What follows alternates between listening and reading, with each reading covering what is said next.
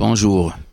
Dans Parshat Pinchas, au début, la Torah nous raconte comment une partie du peuple juif est morte par la peste, par la Magéfa, après le désastre de Baal Peor qui est raconté dans la Parsha de la semaine dernière, Parshat Balak.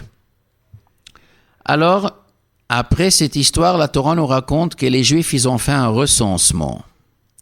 Moshe Rabbeinu avec Elazar HaKohen, ils ont recensé combien des Juifs étaient vivants de ceux qui rentraient en Eretz Israël.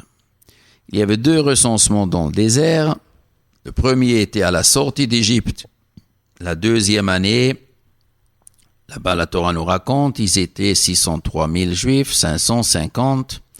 Maintenant, nous sommes la 40e année, à la fin de la mission de Moshe Rabbeinu, quand Moshe Rabbeinu transmet les Juifs à Yoshua ben Nun, la nouvelle génération qui rentre en Eretz Israël. Du nouveau, il fallait recenser les Juifs. Donc, pourquoi c'est pile après que la Torah nous raconte les Juifs qui sont morts à cause de l'histoire de la Magéfa? Alors, Rashi raconte, ça ressemble à un troupeau de moutons, que le loup est rentré à dévorer différents moutons. Alors après, le berger, il compte combien de moutons ont survécu. Alors Akadosh Baruch Hu, il a compté les Juifs pour savoir combien des Juifs sont là maintenant après la Magéfa. Et la deuxième explication, étant donné que Moshe Rabbeinu transmet maintenant les Juifs à un autre chef, donc quand il les a reçus, on a compté pour que Moshe Rabbeinu mette son œil sur chacun des Juifs, pour qu'il s'occupe de chaque Juif, qu'il connaisse le nom de chacun, qui est son père, son grand-père, pour qu'il s'occupe de chacun, et maintenant, il transmet le flambeau à Yoshua ben Nun.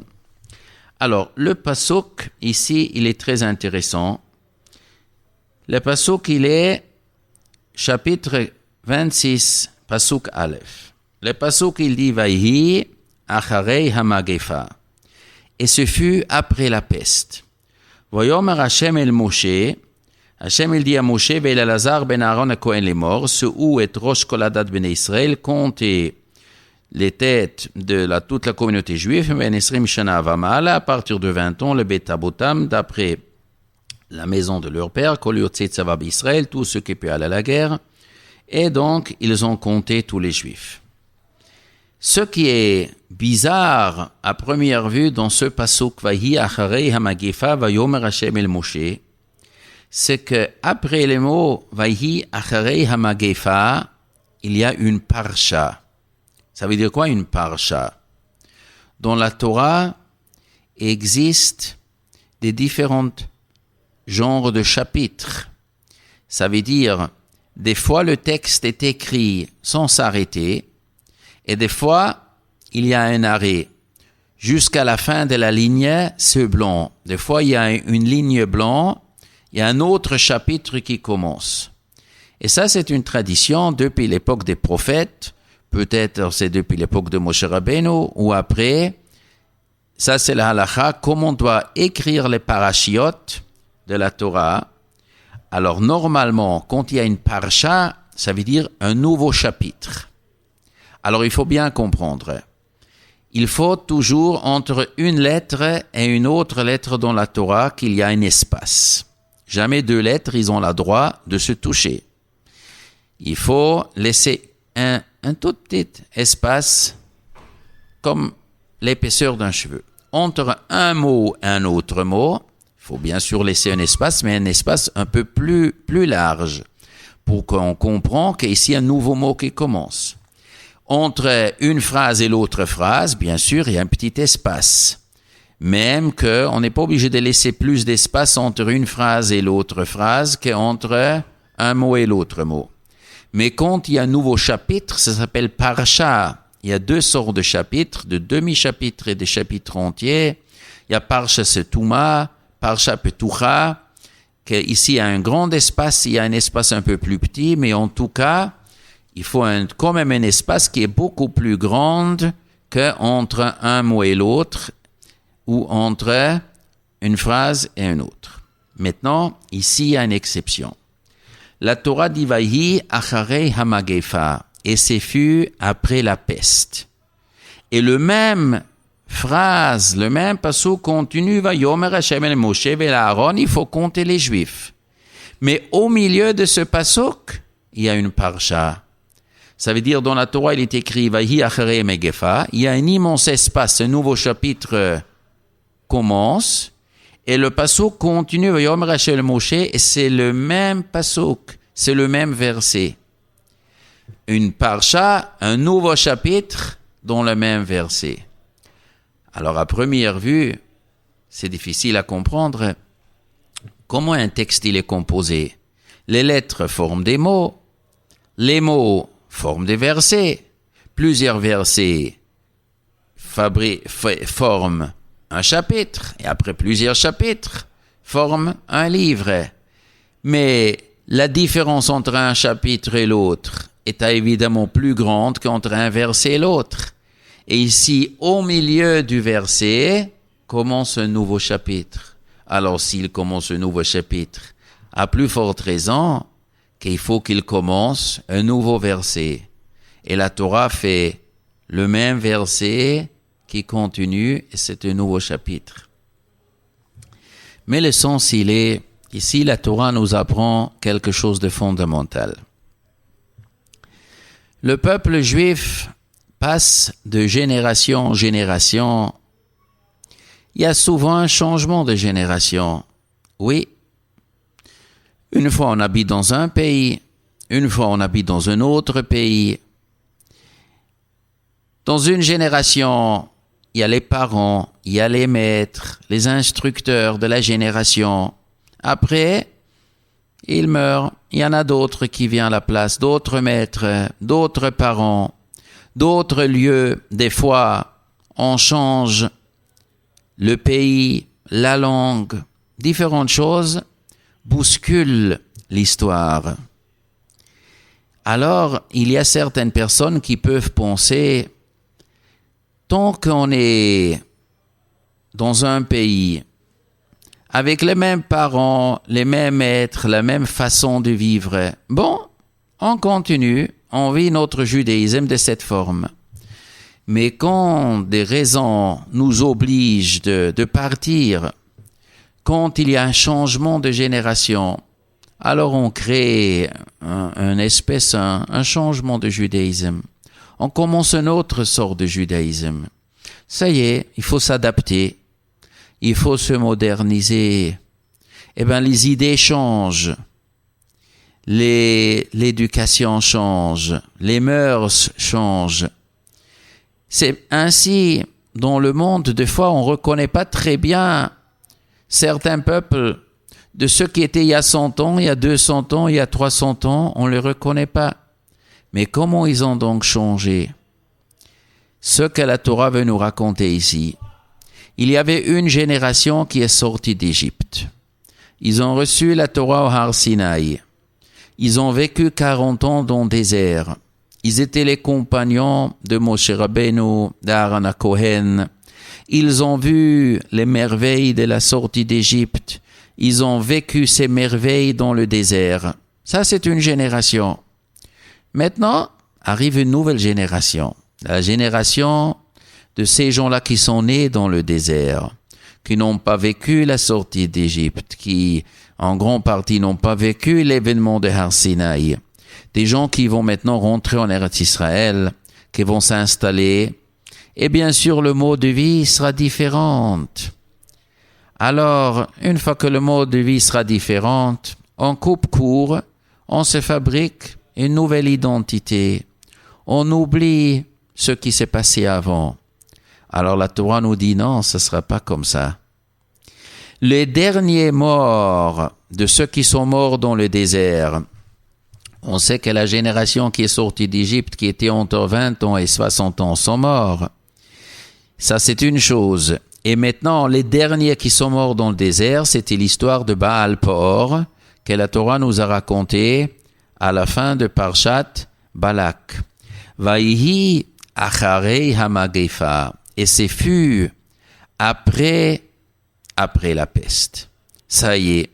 Les derniers morts de la génération qu'ils ont sorti d'Égypte, ça y est, ils sont morts.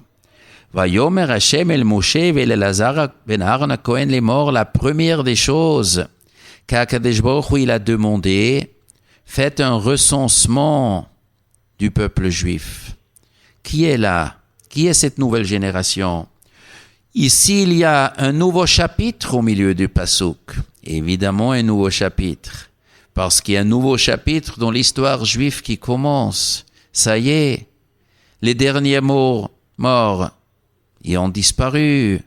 Il y a une nouvelle génération. Bien sûr, c'est un nouveau chapitre. Mais pas parce que c'est un nouveau chapitre, il y a un arrêt. C'est le même verset. Le même verset, la Torah nous raconte tout de suite, et Dieu dit à Moshe et à Aaron, faites le recensement de ce peuple juif. Et c'est quoi le recensement?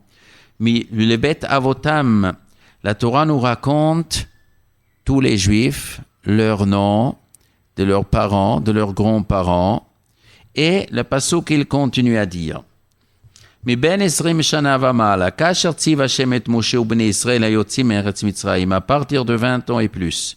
De la même façon que Dieu, il a demandé à Moshe et Bnei Israël qui sont sortis d'Égypte, de la même façon que Dieu, il a demandé à la première génération qui est sortie d'Égypte qu'il faut faire un recensement à partir de 20 ans, de la même façon, il a demandé maintenant. Et qu'est-ce qu'il dit le pasuk? Reuven bechor Israël, Bnei Rouven, Chanoch, Mishpachat HaChanochi, Lefalou, Mishpachat HaPaloui. Voici Rouven, c'est le fils aîné de Yaakov, les enfants de Rouven. Le premier s'appelait Chanoch. Lui, il a fondé Mishpachat HaChanochi, la famille de Chanochi. Le Falou, à monsieur Falou, le deuxième fils de Rouven, Mishpachat HaPaloui, la famille du Paloui. Alors ici, Hachanochi, il y a un Hey au début. Il y a un Yud à la fin. Le monsieur, il s'appelle Chanoch. Et ce Chanoch, sa famille s'appelle Hachanochi. Un Hey au début, un Yud à la fin. Et Palou donne Hapaloui, la famille de Hapaloui de Paloui, le Hey au début et le Yud à la fin. Qu'est-ce qu'il représente, le Hey au début et le Yud à la fin? Alors Rashi nous raconte la Gemara. Les filles shahayu ha'umot mevazin otam. Les nations méprisent les Juifs. Ve'omrim, et ils disent, ma eilu mityachsim al shiftehem, comment les Juifs osent de créer un genre d'arbre généalogique pour dire Shivtehem, lui vient de ce tribu, lui vient de ce tribu, son arrière-grand-père de Rouven, son arrière-grand-père de Shimon, son arrière-grand-père de Lévi.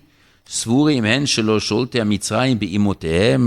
que les Juifs ils croient que les Égyptiens n'ont pas dominé leur maman, leur grand-mère? Si les Égyptiens ils ont dominé les corps des Juifs, à plus forte raison, les Égyptiens, ils ont dominé leurs femmes. Donc, évidemment, maintes femmes en Égypte, elles ont été forcées, ou elles voulaient, ou elles étaient forcées par les Égyptiens.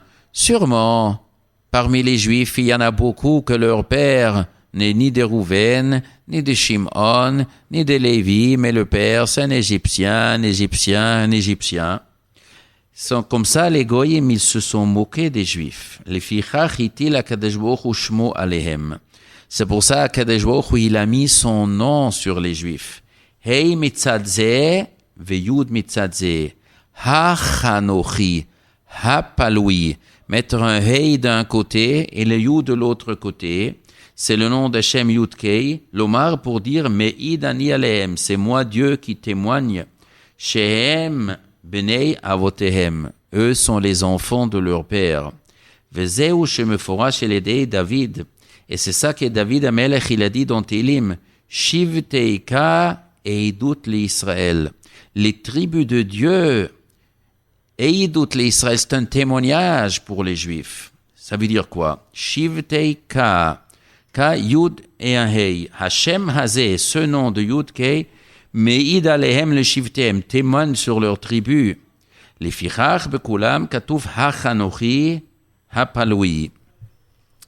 Alors, ce phénomène que les Juifs ici sont appelés, que Dieu témoigne sur eux, qu'ils sont vraiment les enfants de leurs parents, de leurs grands-parents, de leurs arrière-grands-parents, jusqu'à Avraham, Yitzhak et Yaakov, que le peuple juif était un peuple extraordinaire, et les femmes juives en Égypte ne traînaient avec personne d'autre, elles étaient mariées avec leur mari, fidèles, et tous les juifs qui sortaient d'Égypte étaient des juifs kshérim, aucun mamzer, aucun que sa mère a eu une histoire avec un goy. Ce témoignage, la Torah témoigne maintenant pour la deuxième génération. Et elle le fait lier tout de suite de la même façon que la génération qui est sortie d'Égypte. Et ça, c'est dans ce passouk où la Torah fait un nouveau chapitre dans le même passouk pour dire, malgré qu'il y a un nouveau chapitre de l'histoire juive qui s'ouvre, il est lié avec l'ancienne histoire pour nous dire, si jamais le peuple juif veut que son histoire, que son identité, que la Torah, les mitzvot, l'âme du peuple juif sera transmise de génération en génération et que malgré que des nouveaux chapitres dont l'histoire s'ouvre, on veut que c'est le même peuple juif qui continue, alors ça dépendra de la sainteté du peuple juif, de la fidélité entre les hommes et les femmes, engendrer des enfants avec doucha, de façon qu'Akadosh Baruch Hu peut témoigner que ce sont vraiment des juifs véritables. C'est ça qui fait que l'histoire juive, malgré qu'il y a des coupures, des nouveaux chapitres, en vérité c'est le même verset qui continue, c'est la même histoire qui continue, et c'est de cette façon-là qu'un juif il doit toujours entamer une nouvelle situation. Bien qu'il faut s'adapter d'une certaine manière à une nouvelle situation, mais l'âme qu'on transmet doit être cette même âme, ce même esprit, cette même émouna que nous avons reçu de nos parents, de nos grands-parents, depuis le début de l'existence du peuple juif. Shabbat Shalom.